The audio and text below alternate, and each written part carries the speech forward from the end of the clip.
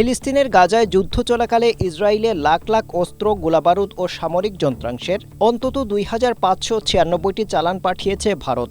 দেশটির রাষ্ট্রায়ত্ত ও বেসরকারি প্রতিষ্ঠানগুলো এই অস্ত্র পাঠিয়েছে। আন্তর্জাতিক মানবাধিকার সংস্থা অ্যামনেস্টি ইন্টারন্যাশনালের নতুন এক প্রতিবেদনে এই চাঞ্চল্যকর তথ্য উঠে এসেছে।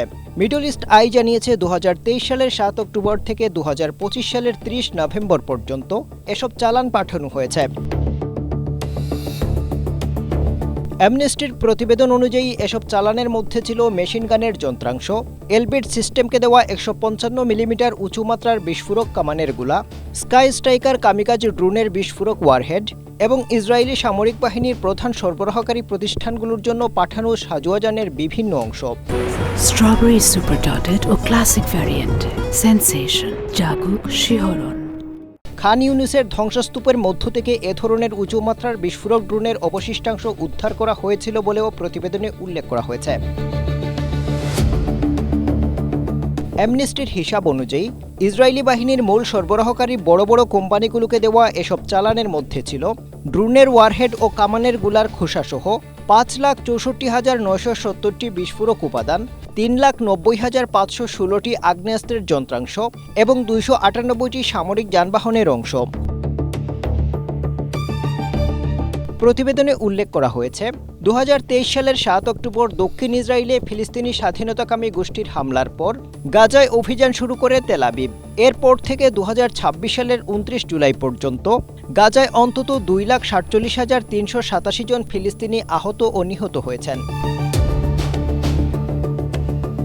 ভারতের ৯টি প্রতিষ্ঠান ও সরকারের কাছে চিঠি পাঠানো হলেও প্রতিবেদন প্রকাশের আগে কোনো জবাব পাওয়া যায়নি বলে জানিয়েছে অ্যামনেস্টি ইন্টারন্যাশনাল। মানবাধিকার সংস্থাটির মহাসচিব আনিয়াল কালামার এক বিবৃতিতে বলেন, আন্তর্জাতিক ন্যায়বিচার আদালত বা আইসিজে গাজায় ফিলিস্তিনিদের ওপর যুদ্ধের ঝুঁকির কথা স্বীকার করে অন্তর্বর্তীকালীন নির্দেশ দেওয়ার পর ভারত সরকার আন্তর্জাতিক আইন লঙ্ঘনের ঝুঁকি সম্পর্কে জানত না বলে আর দাবি করতে পারবে না।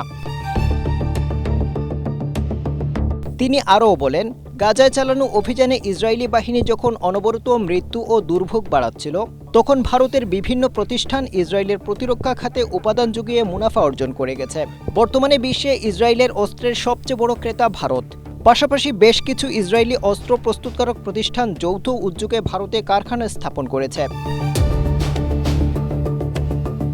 ২০২৪ সালের সেপ্টেম্বরে ইসরায়েলে অস্ত্র রপ্তানি বন্ধের দাবিতে ভারতের নাগরিক সমাজের আবেদন খারিজ করে দেন দেশটির supreme court.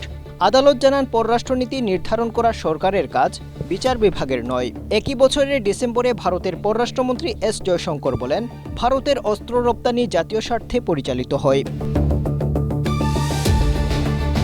Afdal Hussain, Asia post.